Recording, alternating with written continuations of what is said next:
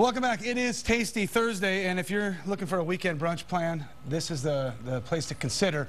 We've got you all covered here. Joining us in the studio, Ethan Holmes, Second Bar Kitchen, Second in Congress. Good to see you again. Good to see you. Native Austinite, That's right. and trained in the Northeast and all over, but couldn't stay away. Couldn't stay away. Well, you know, how could you not want to come back to Austin? Yeah, right? exactly. So, hey, Second Bar Kitchen, we're talking about the brunch, right? Yes, absolutely. We have a tremendous brunch. We have some amazing things, and you know, people always ask, what do you like to cook? And as chefs, it's one of the most fun things to create is to take, what can you do to breakfast?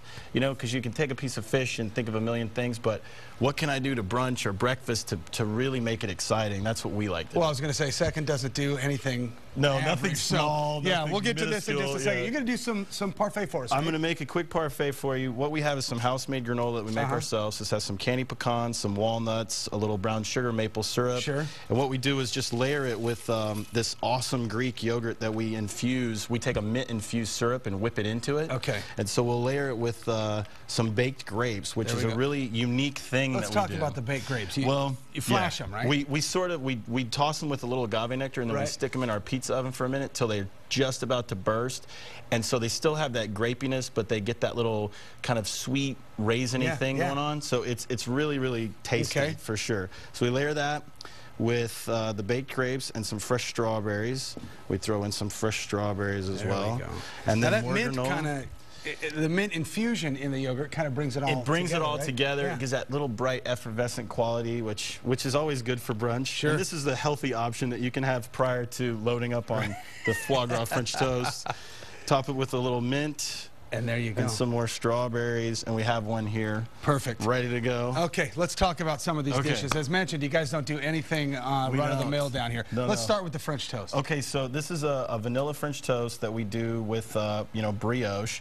It's got a blueberry agrodolce, which is a sweet and sour kind of jammy syrup. We also serve it with more maple syrup, just in case. Then we crumble up ginger snaps on top of it, which are awesome. And then, if you like, we'll serve it to you with a seared piece of foie gras, which right on the top. And then you can just go right to sleep. Right, exactly. Right. Okay, this is steak and eggs. This is not as I've ever seen it before. No, this is our take on steak and eggs. So we'll serve it with our house fries, or our home fries, which are some Yukon Gold potatoes that we fry. Hey, while he's got this, let me tilt this up. This is that? It really looks. It's served. Hopefully it tastes as good as it looks. It's look delicious. How good that is. This is dressed with a little sherry vinegar and has some Fresno chilies. We do the eggs however you like. And then we have an espresso rubbed flank steak. Man. And that's served with the red-eye gravy, which is a coffee pork gravy, you know, just to make it a little bit more exciting and healthy. We got a little, pressed pork shoulder, Pressed pork shoulder. Wow. So we braise the shoulder, and then we press it. Yeah, I'm going to do and this then justice wrap that in caul fat and sear it.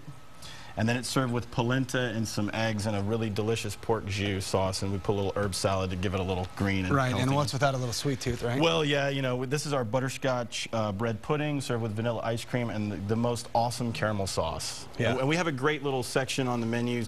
The idea is that we built the brunch so you could share a few things and maybe have some eggs and a steak, and then go on to dessert. But there's some, you know, healthier options. There's some nice salads and things on there as well. But you know, these are the highlights for me. Yeah, I was going to say, you get a little freedom down there, too, to do a little extra with all these dishes, and they really come out. You guys mentioned been open almost 6 months, right? Almost 6 months, yeah. Ridiculous how busy it is. Oh, it's really busy. I mean, it's so much fun. It's got to be a good problem to have. It's a great problem to have, and it's not really a problem. You look at the positive, but it's so much fun to have the people that we have that keep coming back. We have a tremendous clientele that we're building, and we love everyone.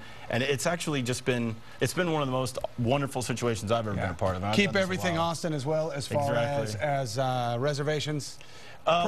Preferred, you know, for brunch, we recommend it, but for larger parties of 6 or more, we'd like reservations. Just call ahead, and that way you walk right in and get right to it. Ethan, thanks so much for being here. Yeah, I was going to say. Thank you. We're going to have to come down. CongressAustin.com? CongressAustin.com. Right on 2nd and Congress. Right at the corner. Perfect. Great way to spend brunch. All right, there's the information on your screen. It's also on our website, and as mentioned, CongressAustin.com. You can find everything, including pictures of this dish, but you know, get down and put it in front of you right on the table. That's your Tasty Thursday.